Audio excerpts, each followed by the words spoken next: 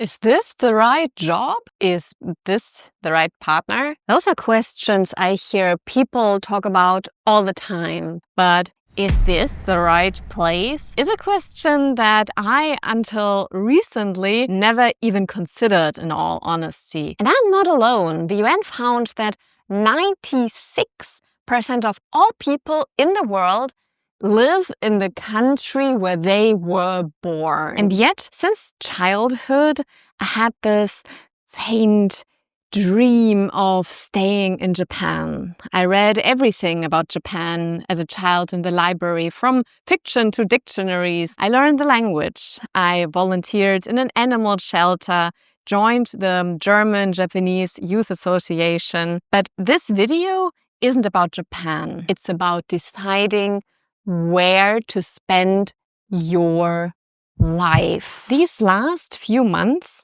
staying in this house here in Osaka, I have found my answer to, is this the right place? And now I'm leaving to come back prepared and ready next year. Visa plan in place, a real estate agent, a house viewing planned, and a strong financial foundation. And yes, even with over 30, I am still testing the waters. Too late to start over? Never.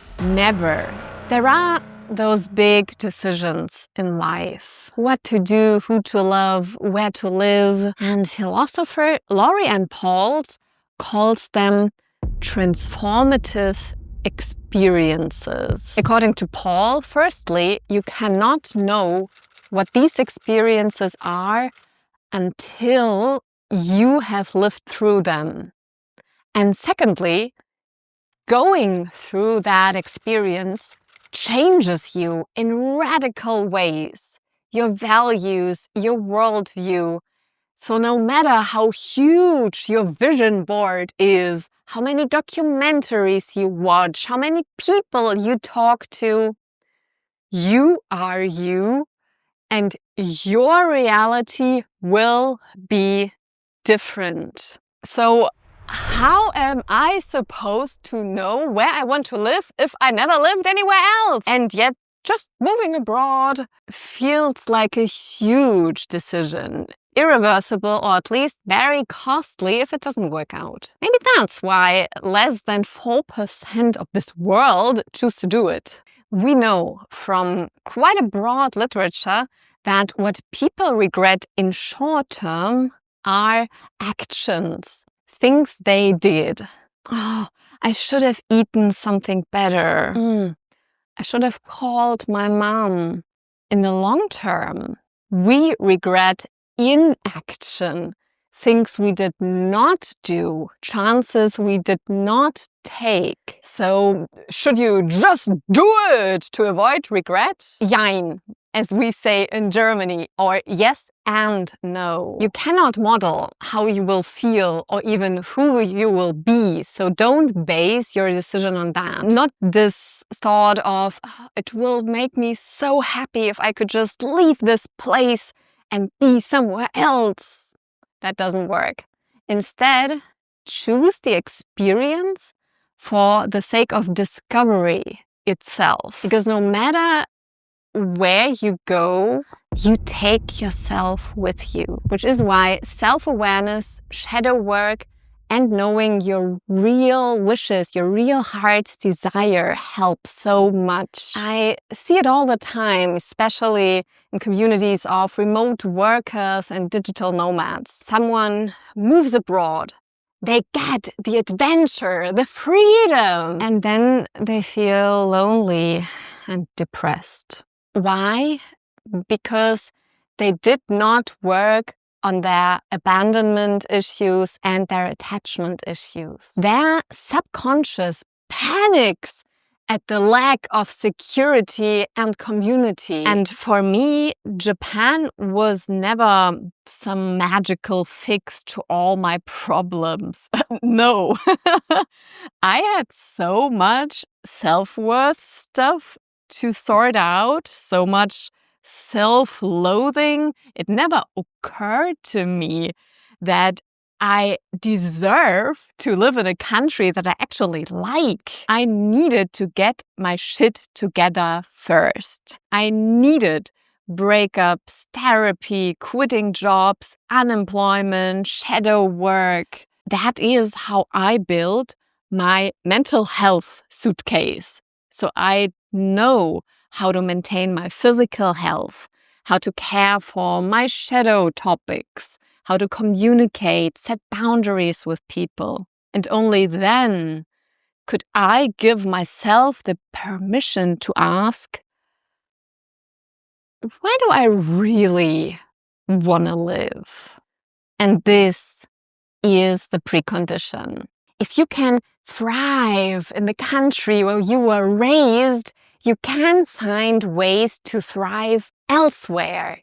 But if you are moving to fix your problems, you are packing those problems right in your suitcase. And it gets heavy. That's why I like this idea of testing the waters. You don't need to take the irreversible leap as your first step. Instead, find a test environment where you can feel the consequences of this transformative experience first. The aware, explore, apply, integrate model works perfectly here. Aware, you feel the call to go somewhere else. You follow through. This decision in itself is already transformative. Buying your first one-way ticket feels crazy, but you cannot know yet if it will give you what you imagine. You have to find out. So you did the inner work before. You know you are responsible for your well-being, not the place you live in. You packed the mental and emotional tools into your suitcase. You're ready. Explore phase. You go to a country with the intention to live there for a few months. If necessary, you sorted out the visa stuff, you let go of many belongings, depending on how risk-averse you are. You rent out your place, or you cancel the contract entirely like I did. Apply.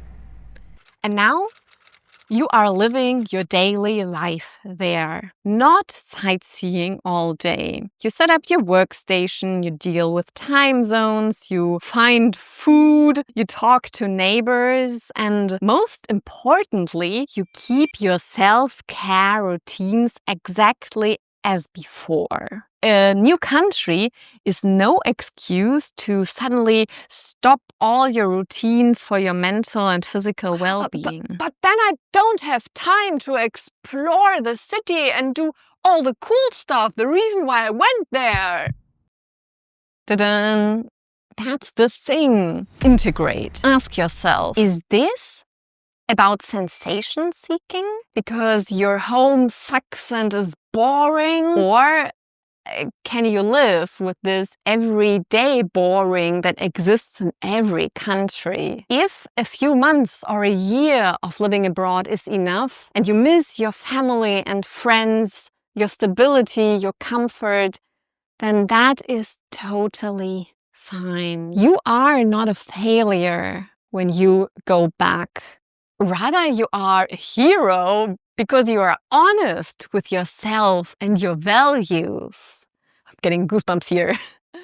Better to admit that you walked through the wrong door than spend your whole life in the wrong room. Or maybe you feel like, yeah, I like it. Actually, my work is so much better than before. I'm fitter than I ever was, and I started talking to locals. I found friends. Sure, I feel overwhelmed and lonely sometimes, but honestly, I felt the same before I moved. Then you are on your way to integrating this transformative experience into your new identity. And this is where I am now. I am aware that living in Japan as a foreigner has challenges. And I'm sure there will be even more that I don't even know yet. But these past 6 months, they felt like home. Morning coffee, afternoon matcha, workouts, night walks, searching for friendly street cats, reading manga in my little cave.